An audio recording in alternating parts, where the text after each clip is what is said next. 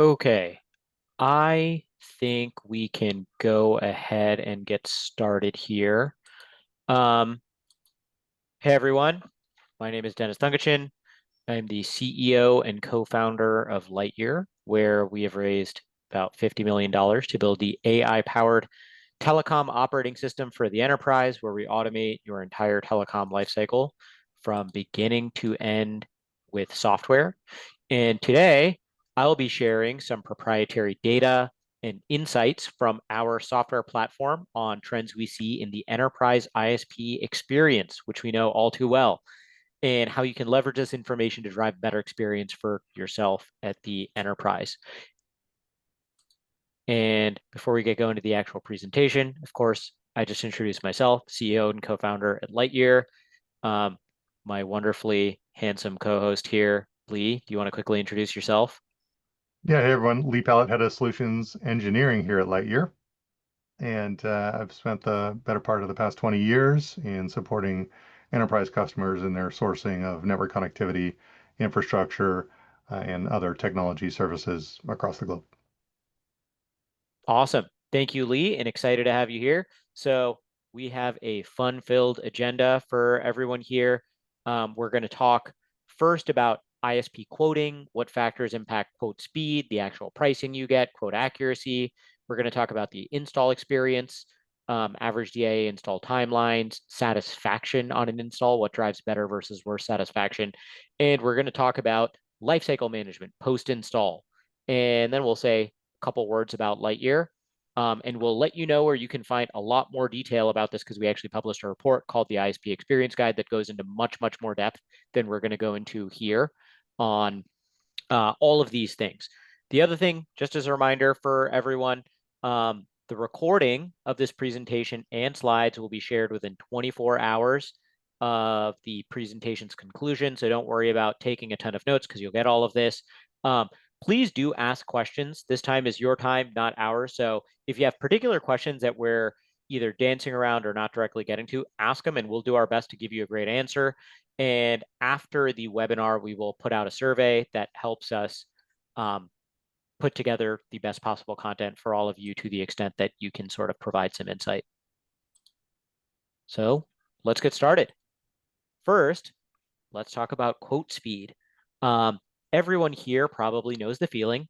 You have circuits that you have to get going on installs for, and you're already behind on the install, and you haven't even gotten quotes back yet. Quoting is just taking forever. So via the Lightyear platform, some of the people in the audience here are users are likely well aware, we process thousands upon thousands upon thousands of telecom service quotes every single month. And you can see this chart for some aggregated data on carrier quote response speeds by service type and geography. And the unit is days to receipt. So basically, the amount of days it takes from the submission of a quote request to a carrier, and then when you get an actual quote back.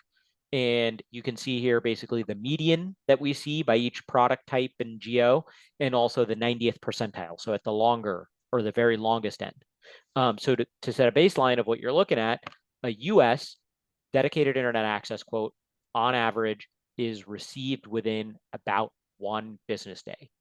And almost all US broadband quotes are returned in less than 1 business day, sometimes within a few hours. Um, and the reason for this is many of the large US providers are able to quote on net services or broadband services instantly, which can bring down the averages significantly, while higher bandwidth services may require manual review. That can take a bit longer, and ICB or individual case basis pricing, which can bring up the average quite a bit. And services that require construction may require a site survey to quote, hence the 90th percentile. Some carriers actually require a site survey regardless, even if the service is on net, but that's less common. There are also a bunch of other variables that can materially impact your overall quote speed. So for one, if a service is on net or at a data center, typically there's no construction involved, and as a result, carriers are able to return quotes back the fastest, as they may go off of just set pricing tables for what's on net or what's at a data center. And at data centers especially, bandwidth is plentiful, pre-provisioned, and easy to sell, making the quoting process easier. On the other end, you can see that international DIA is much, much worse on average. That is because a lot of international providers are a lot less likely to quote via automated systems and often have outdated quoting processes, not quite where we're at in the US. It's not always the case, but sometimes the case, and often quote much more slowly, sometimes materially more slowly. Point-to-point and Ethernet private line quotes or wave services take longer to quote than their DIA counterparts. It looks like about double the time, as they may require path engineering. They come at higher bandwidth often. They may require evaluation of connectivity at both an A and Z location, not just at one side of a circuit. And also, it's more likely that a two-sided circuit requires aggregation on at least one end, which can lengthen quote timelines. And finally, it's worth noting that larger providers quote faster. They are more likely to use automated systems, APIs, or pricing tables, but faster quoting does not necessarily mean more accurate or actionable or better pricing. That was a mouthful. Lee, do you have anything to add on quote speed? Yeah, a couple things. So I would just say, as reflected in the data here, we see that aggregators, they frequently return pricing a little bit more slowly than the underlying carriers themselves. So that since they're quoting the underlying carriers, there's just a slight delay in getting that back. And this can, as shown, result in somewhere between a 50 to 20% delay in quote times there. The other piece is really with regard to those point-to-point and wave services that you mentioned. Um, you know, significantly longer quote times just at a base level. But if we need to account for, physical diversity, and we're trying to quote two different carriers and ensure physical diversity between them, there's a need to engineer those solutions on the carrier side. There's a need to evaluate those solutions and the KMZs that show the route mapping for those services on our side.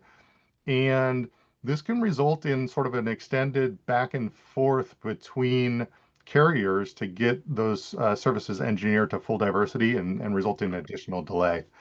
And then lastly, I would also just say that for greenfield sites, these are new builds, whether that's an office, a manufacturing facility, or a data center. If there's no structure in the ground, that means there's probably no fiber in the ground, and that's going to add some considerable delay when we need build and construction for any site. Yes, greenfield construction multiplies the pain that you feel when there's fiber construction required and quoting. Awesome. All right, let's talk about pricing. And for anyone here who's read any of our content before, you know that we publish a lot regarding circuit pricing, given all the data we gather from quoting. So in the chart here, you can see the latest pricing benchmark from Lightyear's dataset on USDIA circuits at a 36-month term, which spans many, many, many, many, many, many quotes that have been sort of scrubbed and put together for you to see. So when you're looking at the data, note that we have the 10th percentile, the median, and the 90th percentile here. So the median is a true median. It factors into this price. It factors into this price point all the variables that may impact circuit pricing. So like if you're in a data center, if you're in an on-net building, whether you have construction, et cetera, et cetera. So that's a true median where factors that may push up pricing, like construction requirements, are factored mostly into the 90th percentile.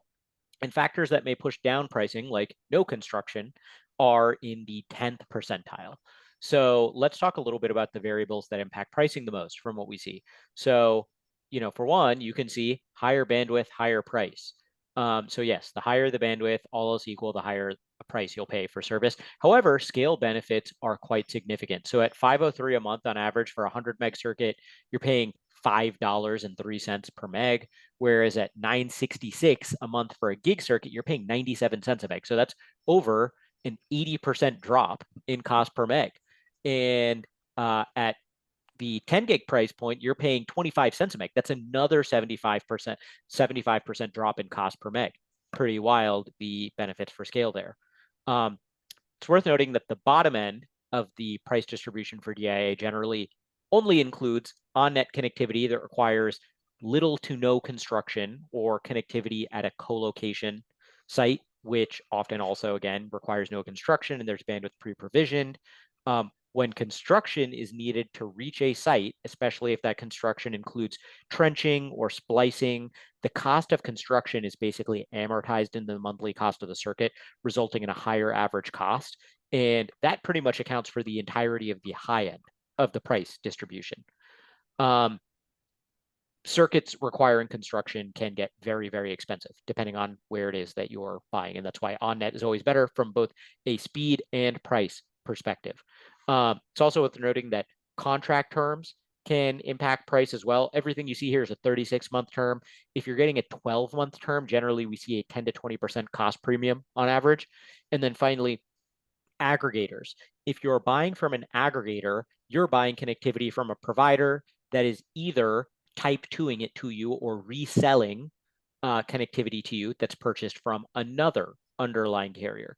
They, of course, have to mark that up to sell that to you, and you have to pay some sort of a premium to what the underlying carrier would sell it to you at. So generally what we see within our quote database is that aggregated circuits or type 2 circuits are on average a 20% price increase when buying. Of course, there's other variables that go into that too. You know, it takes longer to quote. Install process can take longer or be a little bit worse, but price premium is on average about 20%. Lee, any commentary you'd like to add regarding pricing? Yeah, I would just add something around a different type of aggregation, right? And this is the concept of an aggregated commit, or more like an ACDR, aggregate committed data rate. So this is when you've got a number of sites. Frequently, these are data center locations where there's a significant amount of bandwidth required at each one of the locations. Some carriers will enable this concept of an aggregate commit, which enables you to procure a set level of bandwidth across all of your sites, but leverage sort of the grouped capacity of all of those sites together, so that you're not paying for overage at a single site unless you exceed the group capacity for all your locations in a particular month. And this really can lend itself to some significant cost benefits. Additionally, when you're buying at these larger capacities, you'll typically see some additional cost savings beyond what you've just indicated here. This aggregation can be done on a global basis, but we'll frequently see carriers divvy up the committed pricing based on region. So we'll see APAC, be more expensive than Europe and North America. If we get into these larger capacities and we're procuring, 100 gig and 400 gig DIA circuits at data centers, these services are available. However, particularly at the 400 gig end, it's a fairly limited availability from a POP perspective, right? So the carriers only have certain POPs throughout the country and throughout the world where they're offering 400 gig today. There can be significant equipment constraints there. So if the provider doesn't have the capacity of the POP where you need it, there may be a wait to provision more equipment. Well, what I would say is that we can see price points all the way down to like 10 cents a meg and below for either low cost carriers, and then for aggregate commits above a terabit per second, again, of that sort of grouped buying pool. Typical buyer profiles that we see that are procuring in this fashion are, these new AI companies, companies that have a globally distributed service that they deliver to customers over the internet, and then also latency sensitive industries like financial services. Yeah. Yep, and it's worth noting, again, another from the 10 gig to a 400 gig, you see another 60% reduction in cost per meg generally in the market. So definitely some benefits to scale. Okay, let's talk about broadband. Here's some similar data on broadband from our data set as well. We quote a ton of broadband. Of course, like the first thing you'll notice is broadband is much, much, much cheaper than DIA. It, of course, doesn't come with any of the guarantees you get from a dedicated circuit. It's oftentimes not symmetric. It's oftentimes not delivered over fiber. but this includes all sorts of broadband options. So you can get 100 meg broadband on average for approximately $140 a month, and a gig broadband for approximately a $300 monthly recurring cost. However, a couple of things I'll note here are that more often we are seeing gigabit broadband available. It is more broadly available than it has been. And the thing you can't see on the chart is that broadband prices are compressing a bit. Like recently, we've not seen as much compression in the DIA market, maybe tied to global inflation, but we are seeing a lot of sub $200 and even sub $100 flagship broadband options from carriers.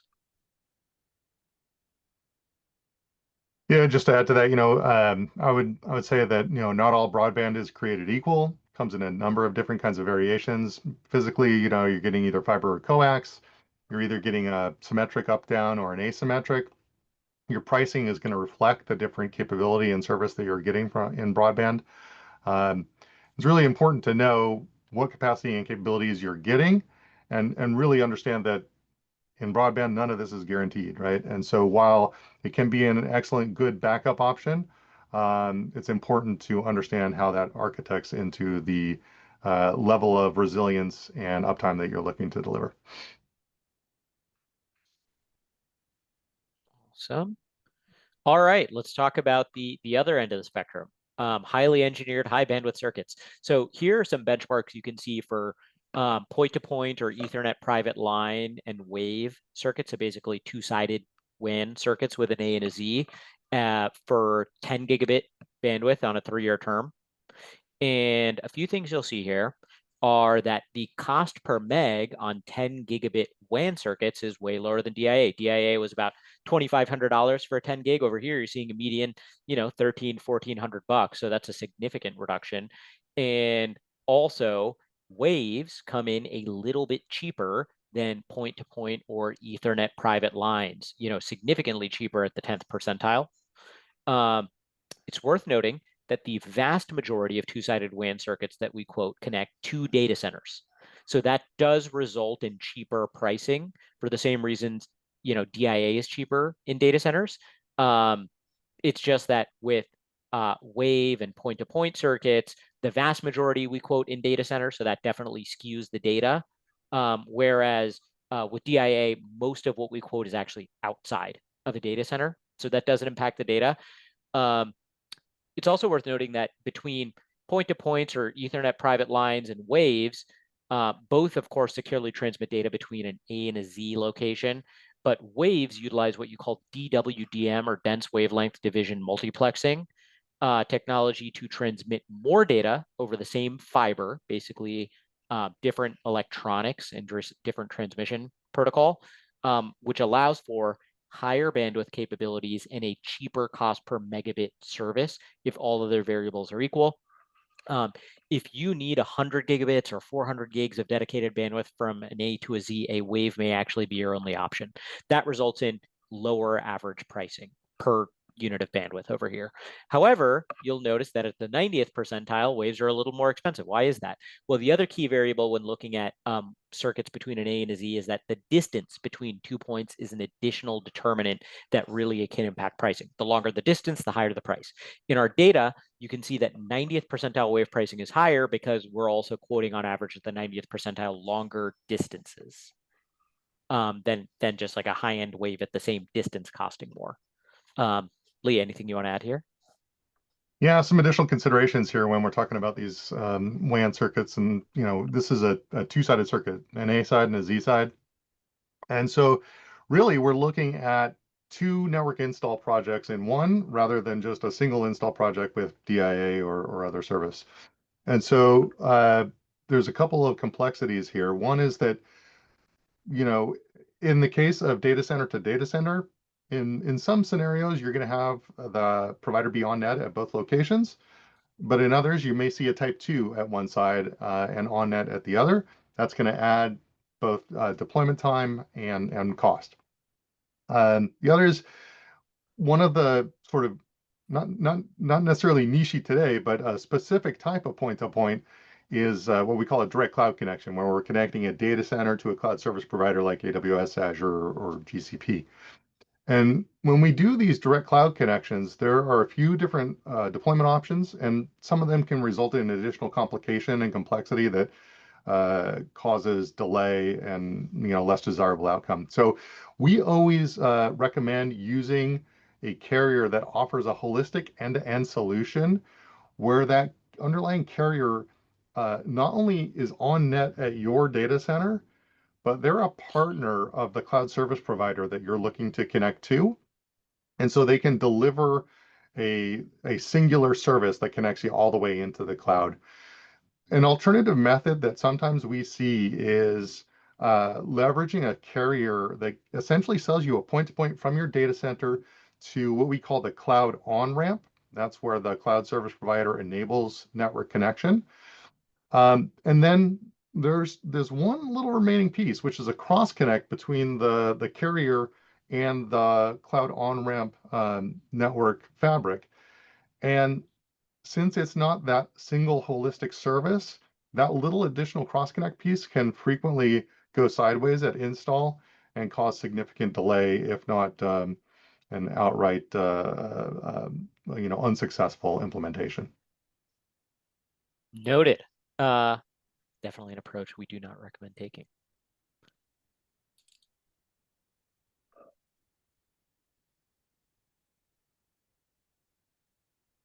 Lee, do you want to cover some of the points on quote accuracy? Oh yeah, sure. So look, telecom services have a significant number of variables. We're talking about location, service type, and speed, and a bunch of other technical requirements. This makes quoting a challenge, right? So quote automation has come a long way, but it's really critical to still provide oversight to avoid some inaccurate responses. Then these inaccurate responses ultimately lead to contracting and implementation issues, right? So here are some of the leading causes that we have seen in our data of quote inaccuracy, and we look to identify and actively remediate and avoid those issues during our quoting process. So carrier quote automation and data inaccuracy. While there's been progressive improvement, this still relies on the underlying data and integration with other carrier systems.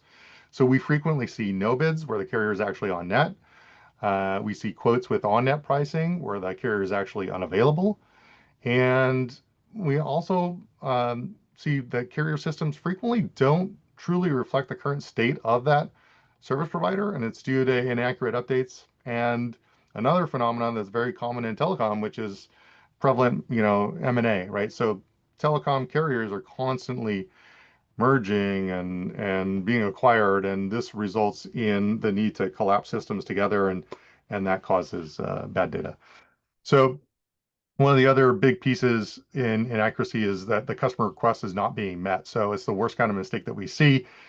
We push super hard to avoid that here. But sometimes carriers, they just misquote the customer request. They either get the wrong bandwidth, they're missing static IPs, or they get the wrong address, and you get an inaccurate quote.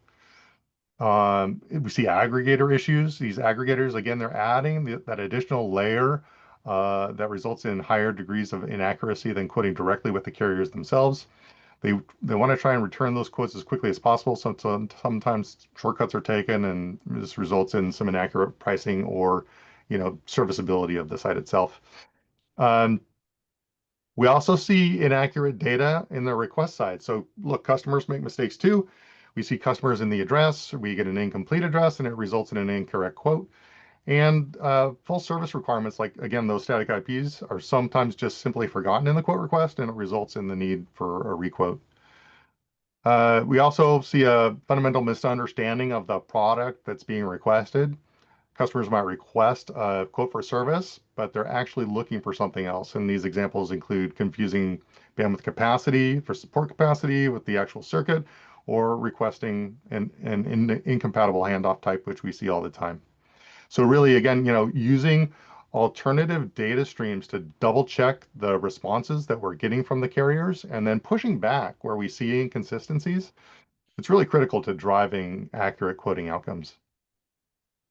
Yep, exactly. And it's worth noting that at Lightyear, although we can't magically just make these issues go away.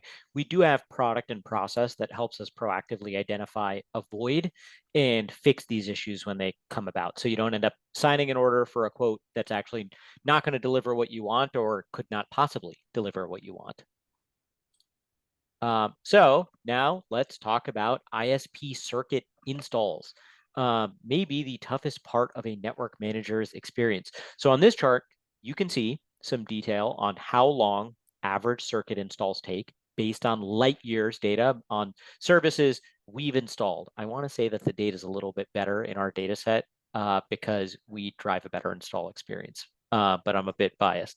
As you can see in the chart, the average DIA circuit takes a little bit less than 3 months at 85 days to install, while the average broadband circuit takes a little bit less than 1 month to install. That, of course, makes sense.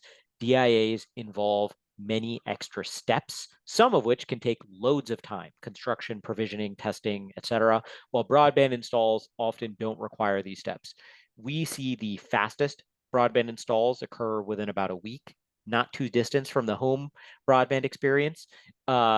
And in reality, the install is not too different than a home install broadband. Some broadband installs may require construction that a provider is willing to cover the cost of, maybe entering a building where there's a lot of potential customers. And that is what constitutes the 90th percentile broadband that includes construction, but can be a bit rarer. DI installations have a lot of variables that can impact the overall timeline. And of course, you can see that the variance is quite large.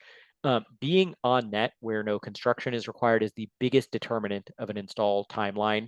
And of course, your cost being favorable when evaluating DIA options. So generally, we always want to help you find an on-net option as easily as possible. When a site is on net, a site survey may not be required, which makes quoting easier. Construction can be avoided. Adequate bandwidth may already be provisioned, and you can sort of just skip right to the endpoints of the install. Co-location data centers are often the areas where you are most likely to have the fastest DIA installs because all these vendors are on net, no construction, and there is plentiful bandwidth rather provisioned at the site, making installs easy. Off-net installations where construction is required are not for the faint of heart. DIA construction may involve trenching, effectively like digging holes, splicing, sort of like combining fiber circuits together, and a number of other complex steps that may require specialized labor, lots of effort. And it also may involve permitting or city and state regulatory approvals to progress, which totally ends up out of your control and can take months. So when you see a DIA install that takes over 6 months to complete, pretty much what you see in the 90th percentile, we are talking about construction being the primary cause almost all of the time. For an installation to progress beyond a certain point, the site has to be ready, i.e., the telecom space is safe and secure, and there must be adequate space for provider equipment. And most importantly, there must be access to power for on-site and install equipment. So a lot of the times, actually, new builds will see sites without power that are yet there, or some other issue with the site that can prevent these readiness criteria and can delay an install indefinitely. That can also sometimes result in a lengthy install process. It's also worth noting when you're working with an aggregator, they're of course managing an install from a different underlying carrier on their end, and just the telephone of it all can actually extend an install cycle. For example, processing of a delay, processing of an issue, or even processing an order and validating an order. These steps may take a little bit longer working with an aggregator, sometimes not materially, sometimes materially. So with aggregation, you are more likely to see a botched or delayed install. Not materially, but it is definitely a factor. And again, the worst kind of install delay occurs when a carrier installs the wrong product spec. Let's say you get the wrong handoff type, the wrong bandwidth provision, or there's some other issue with what was installed, even the wrong product. And it installs, or it installs to the wrong location, maybe the wrong suite, maybe even the wrong building, due to an incorrect address, et cetera, et cetera. This can happen because of an error that wasn't caught on an order, or the order was correct and the carrier just made a mistake. These types of issues can sometimes be fixed with an easy change. Sometimes they may require an entirely new install process to restart. So these are the worst. Lee, anything you want to add here? Yeah, I think we've talked a little bit about some of the other complexities around installing point-to-point circuits and direct cloud connects. I would just add that, um, you know, another persistent issue that we see, if you are not documenting both on the initial service order form and then in subsequent install process itself, if you're not properly documenting the demarc at your site and or the meet me room location at the co-location data center, including in this process must be the ability to generate the LOA for the data center as well. Um, we'll get a tech go out to do the install, and things will go sideways pretty quickly due to a lack of accurate install instructions and documentation in those two pieces. Absolutely. All right, let's look at some aggregated install satisfaction data. For those of you who use Lightyear and have gone through an install, you public, sort of like click a 1 to 5 rating on the install experience. You rate Lightyear's role in the experience, you rate the provider. And we use that data to, one, make Lightyear's platform better, also to better understand what drives a good install experience. So here's some survey results. And as you can see, average carrier performance ratings are not as bad as you might think with a 4.16 median.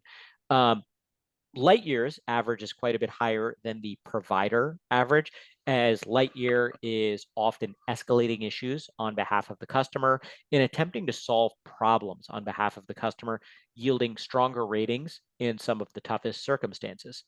Uh, Unsurprisingly, slower installs greater than 120 days have a lower rating at 3.83, whereas faster installs have a pretty good rating for providers at 4.44. It's also worth noting that this entire data set is skewed. I think if you're just looking at carrier NPS on overall install experience X Lightyear, then the ratings would be a bit lower. I do think that provider ratings are a bit higher because we just drive a slightly smoother install experience for our customers. So when you look at the installs that get a 5 out of 5 rating, the number one determinant is oftentimes quality communication and proactivity. Carriers can sometimes have dramatic variances in the amount of communication they provide in the overall process, sometimes giving you absolutely nothing and coming out of nowhere with a milestone or an ask, sometimes actually being pretty proactive and thoughtful and communicative. And sometimes this is also dictated by the carrier project manager. If carriers proactively communicate about installed details, delays, or changes, aiming to solve problems as they arise, they'll end up scoring a 4 or 5, even in a tough situation. The inverse of the above is, of course, what yields a low score: a lack of communication, miscommunication, or a lack of carrier engagement overall that leaves the customer sort of questioning what's to happen next. It's also worth noting that delays and slower installs are, of course, correlated with lower scores, but do not define them. Understandable delays with proactivity and communication can still earn a carrier a 4 or a 5. When a carrier makes a mistake, we're almost always seeing a 1. And some of what we do with this data is take it and isolate the 1 through 3 ratings in particular and try to make sure we avoid the variables that are within our control or predictable to prevent 1 through 3 ratings from occurring, pushing up the data set over time. And now, Lee, you want to talk a little bit about some of the components of lifecycle management? Yeah. So look, we all know that networks break, and it's really important for us to understand what this sort of full lifecycle management of ISP service offerings look like and what the likely experience has that when we see some sort of an outage, when we have to perform a change, or when there's some sort of contractual event. So what do carriers actually guarantee with their services? Well, we talked about this broadband connection. You're typically getting no guarantee and you're getting a low cost as a result. DIA comes with what we call an SLA, a service level agreement. This outlines the uptime and the MTTR, mean time to respond, that the ISP is responsible for delivering to the customer. And there are penalties if they fail to deliver in any particular month. These typical DIA SLAs are around 99.9% or potentially higher for circuit uptime. And then a mean time to respond, MTTR, for repair tickets of somewhere around 4 hours. And that's, again, the mean time to respond. Really important to understand, these are not performance guarantees. These are penalty structures and systems that kick in if there is a failure to perform, i.e. an outage, and these metrics are not hit, right? So you're going to get some portion of your monthly bill in a refund, and that's what the penalty is for these SLAs. So these outages and these network issues can occur for any of a vast number of reasons, so if your environment requires a true mission critical uptime, then it's you, the customer's responsibility to make sure that you're architecting a resilient network that anticipates that these network services from the carriers are actually going to fail. So MACDs are another area of ongoing struggle for all of us. There's a significant amount of variance that can go into sort of let's call it the difficulty level of a MACD request. It's anything from, a simple or upgrade or downgrade of a circuit where electronics and provisioning allow for some sort of quick bandwidth change, to a far more complex MACD that essentially requires an entire order process from start to finish. Carriers do not offer an SLA for MACDs, and so they may need some consistent follow-up and motivation to execute in a timely manner. And we really recommend budgeting for extra time if a MACD is needed, especially if you're hoping to do something like disconnect to service or circuit to avoid extra billing cycles. So billing issues, I'm sure we've all experienced this. Incorrect start and end dates, inaccurate service charges, and double billing, super common. And really here, a network inventory and expense management platform like Lightyear is really going to enable easy identification and documentation of these issues, and enable dispute processing to facilitate what really needs to be persistent communication with the ISPs to resolve these issues. So on service renewals, look, the carriers know that making network changes is painful. And they use this to really increase your customer inertia when it comes to renewals. That renewal time, a lot of folks don't know that your service start date is actually the install date, not whatever the contract date is, and that there's always some sort of renewal or termination window. It's typically like a 90-day notice period where you have to reply or confirm 90 days in advance of the the actual service termination date, to avoid that auto renewal. So these auto renewal clauses can be tricky and they're worth digging into. Some of them auto renew month to month, which is ideal, and others, you're going to get auto renewed for like a 12 to 36 month contract term. This can be particularly costly for telecom, where we see cost deflating over time. So, making sure that you identify your particular renewal clauses and act appropriately is important. Awesome. Thank you, Lee. And, in our last couple of minutes here, I will note, I believe some of the people attending here have downloaded the guide. If you go to our website, lightyear.ai, you go to resources, and then you go to ebooks, you can see in big our 2025 Enterprise ISP Experience Guide. It has much, much more detail than we went through here. It's a very useful bit of information. So we do recommend downloading it. It is free, and we just put out information that we think could be helpful to use a network manager. And before we close out here, I want to note, and I'll leave a second for questions for anyone that has them. But basically, we, for those of you who don't know us, are the telecom operating system. And basically, we've created Lightyear, a software platform that basically digitizes and automates your full telecom lifecycle, aiming to deliver you continuous and systematic cost optimization. So underlying the platform are three core products: procurement, network inventory manager, and bill consolidation, which all seamlessly tie together. Our procurement software allows you to digitally conduct telecom RFPs powered by data and manage installs end to end with software, improving some of the outcomes we talked about here. It's driven by proprietary network and pricing intelligence, so you get the best pricing and most exhaustive results every time. Our network inventory manager is basically a digital system of record for your network. It automates some of the lifecycle management workflows that Lee spoke about, basically eliminates the need for spreadsheets and manual network management. And our bill consolidation service handles telecom bill payment for you.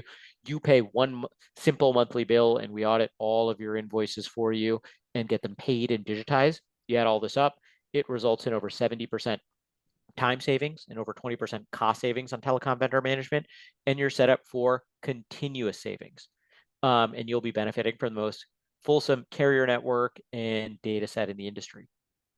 And as we close out here, I do want to just see if we have any questions. I think we have time for one, maybe even two, depending on question we might have. So you can use that Q&A function to submit, see what we got.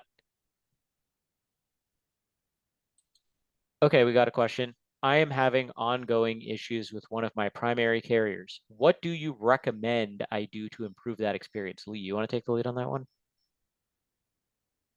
Yeah. So, I think there's a few things that I would recommend to improve experience. One is, initially you try and work with the team that you have and just ensure that they understand all of your concerns and that some of them are not being met in the timely fashion or in the manner that you require.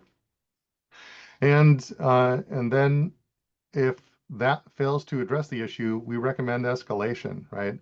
And so for us at Lightyear, right, we've got a lot of ability to leverage sort of the aggregate buying power of all of our customers into a significant number of escalation pathways to ensure that our customer needs are being met in a timely fashion. And occasionally this means having the existing account teams and service teams upgraded and replaced new ones. And we'll take that step if we need to. Yep. And it's worth noting, like, I mean, there's no one size fits all, just blanket response to a particular issue. But if you come to us with the specific issue, we can absolutely sort of brainstorm on the exact best escalation path, whether or not changing a vendor makes sense or just if there's something to do to deal with the vendor. You say aggregation causes issues. Should the enterprise not use aggregators at all? I would not say that for what it's worth. We have great relationships with a number of aggregators, and we do recommend aggregation in certain situations.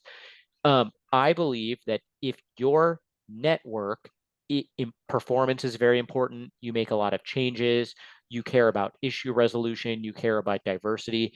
I think always networking in its purest form, buying directly from the primary carrier, makes the most sense, is operationally the best and results in the best network performance pricing outcomes always.